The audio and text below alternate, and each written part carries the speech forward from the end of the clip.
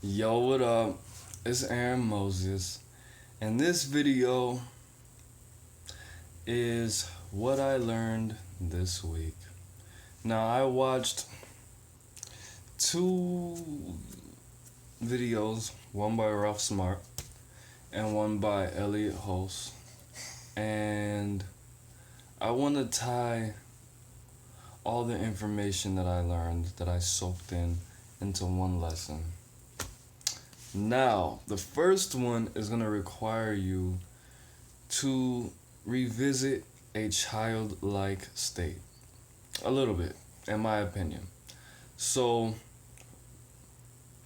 if you saw my video on anxiety and depression, you know that I gave you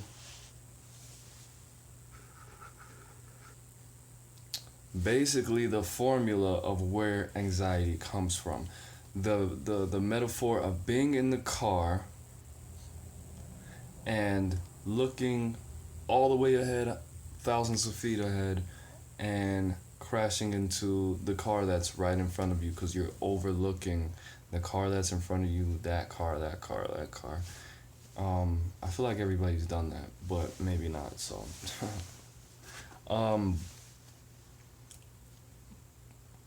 But when you do that, that creates anxiety. And what comes with anxiety for a lot of people, or where anxiety can come from for a lot of people, is being paranoid. My son, he's so cute. He knows when he's on camera. He's looking at me.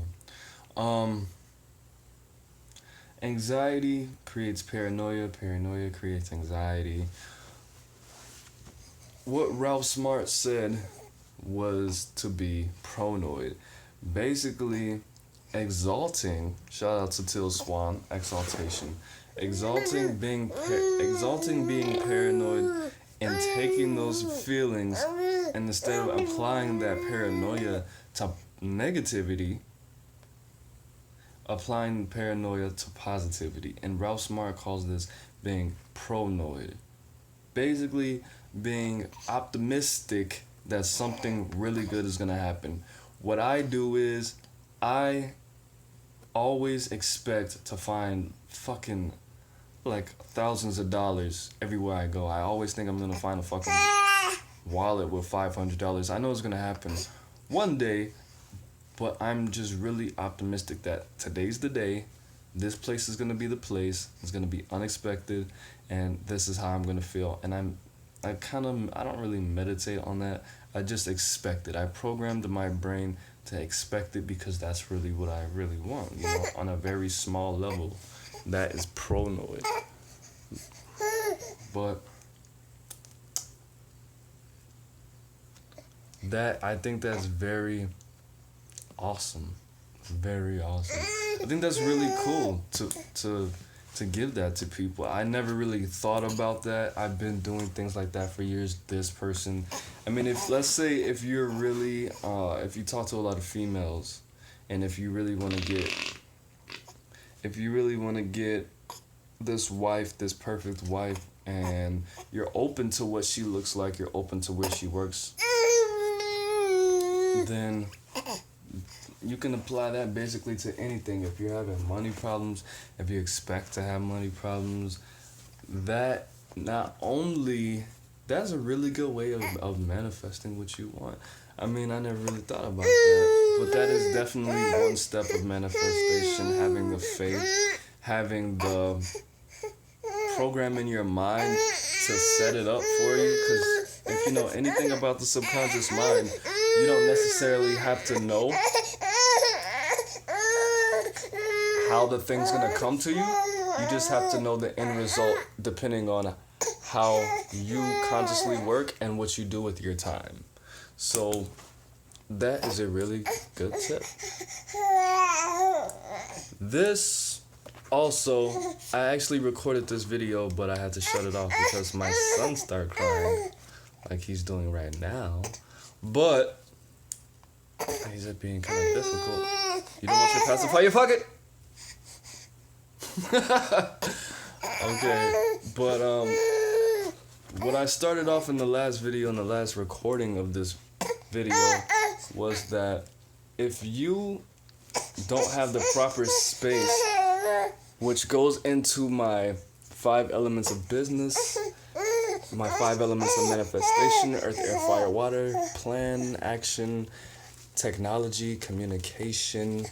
I'm trying to get him out the fucking bumbo. All these elements, one element that I leave out, which is actually earth, having the space for these things to manifest. If you don't have the space for it, then it's not gonna come to you. And one analogy that the analogy that I was gonna give is, if you don't know what that means, is if you're looking for a roommate and you only have a 1-bedroom apartment and the only space that you have available for somebody to rent is a couch, that's good, that's great.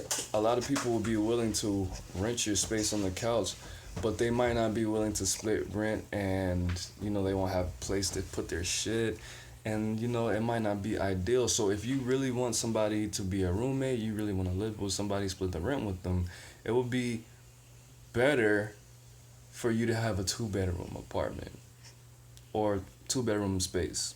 So with that being said, I actually said it back. I should have started off with that.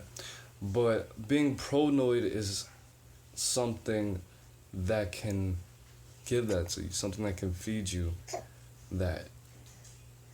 So being pronoid can be that space maker for you. That's what I meant to say.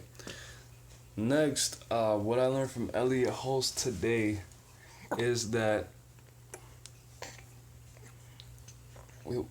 his video was on the opportunities that come from pain, basically, and I should put the link in there. I should put the link in there for both of those, because I'm just going to paraphrase what he said, and I'm just going to go. But he was saying that he read a book that a man wrote where he compared a wound to being like a womb. WOMB. He was telling a story about how he got hurt and it transformed him and helped him transform his YouTube channel and things like that. And he was talking about how a wound, if you look at emotional wounds and literal wounds, any other kind of wounds, that gash, that cut is like a vagina. And you can use that to implant what you want. You can use that wound and it can get infected, or you can use that wound and get some stitches and get a ill-ass tattoo that everybody wants to fucking be your friend over and blah, blah, blah. But so these wounds are opportunities. And if you're crazy as fuck like I am, when bad things happen, I usually either respond positively or I don't respond at all. Why do I do this? Honestly, I do this because my arrogance, my personality makes people think I grew up privileged and all rich and shit.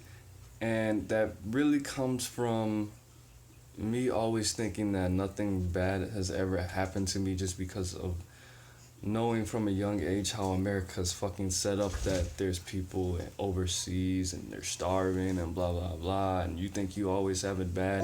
They want to make you feel like your things aren't that bad and that your things aren't that good at the same time.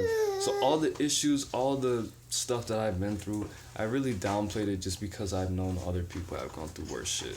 I've always been around somebody in a worse situation as me and taught to appreciate my shit and to stop acting like a little girl about the shit and it's not that bad. But when I go through these things, and even younger, I always wanted to be seen as a certain way because I just wanted people to acknowledge. I just basically wanted attention from having a bad life when I really didn't. Subconsciously, but did consciously, but flip it. You know what I mean? So when these things happen, even consciously, I know that I might be denying this shit, these issues, running from these issues, which is not good. Never dealt with them. Sometimes I try to, sometimes I don't. It's not important to me all the time. But one thing that I still operate off of is, hey, these bad things are happening to me.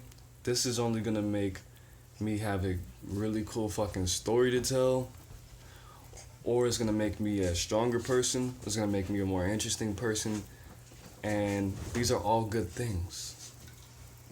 And that's just why I act how I act. I never really thought to make the connection between a wound and a vagina, but hey, that's awesome that somebody actually looked at it in that way and put it like that. But that's just me. That's just how I do. That's just how I operate. That might not be good for everybody. That might not be the correct response. That's just how I train myself. Every time something bad happened, from fucking getting kicked out of school, getting fired from certain jobs when I was younger, getting kicked out of all these places that I lived, moving state to state, just being in really shitty situations. Hey, now I get to tell somebody that I lived in Arizona with no water and no heat, and I got sick, and it was just so fucked up and all kind of shit. I get to tell people I went to jail in Cook County and I didn't get killed. Like this shit, I stopped thinking like that a little while ago, but the shit is kind of cool. Now I get to make songs about it, blah, blah, blah.